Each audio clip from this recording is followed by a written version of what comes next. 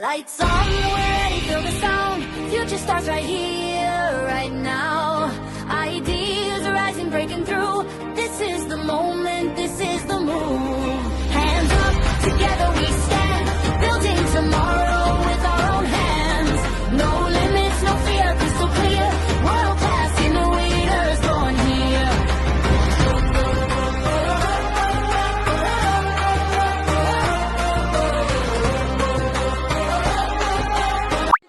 With just one touch, I can with just one touch, I can feel my body giving. Assalamualaikum, saya Encik Muhammad Izzat bin Ramli, pensyarah program Bakery dan Pastry Kuala Vocational Kuala Berang, merangkap pensyarah pembimbing produk inovasi pelajar.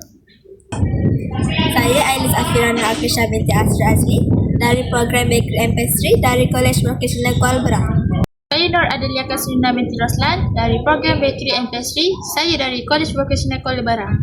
Saya Ainul Maidah binti Muhammad Ayub dari course Bakery and Pastry dari College Vocational Kuala Berang.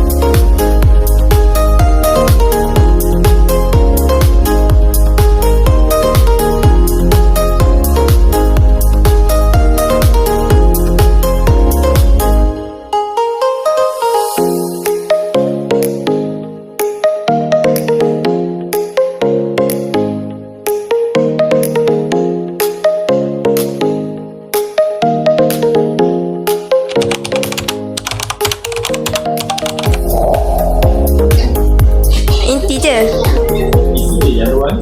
Luar tu warna je.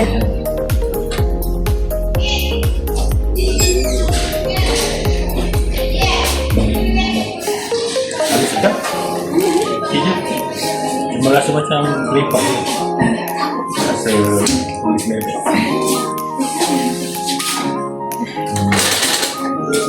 Sedap. 1/10. Sebabkan tak rasa tulis sangat. Bagi 7.5.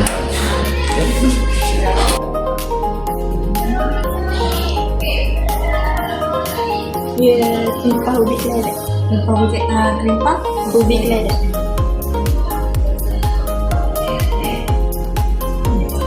Sedap. Tekstur krimpah ni. Saya tengok okey berongga. Ada rongga ringan. Kemudian bentuknya pun comel, cantik. Feeling sedap. Lepas tu warna pun okey. Yang warna tu menggambarkan ubi. Menggambarkan ubi keledek kan.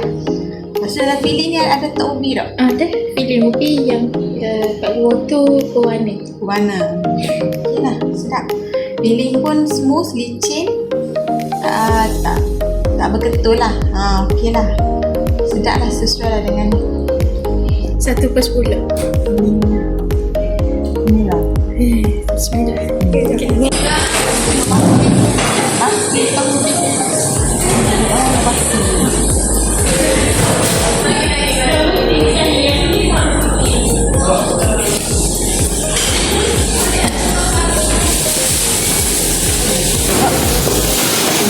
Lepas tu rambut seksi dia pun okey lagi. Lepas tu dia tu rasa macam sedap lah lemak tu, macam aiskrim pun ada tak? Aiskrim kelabi tu.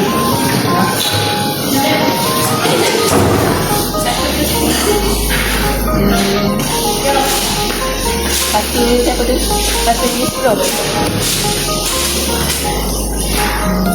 9 lah. 9.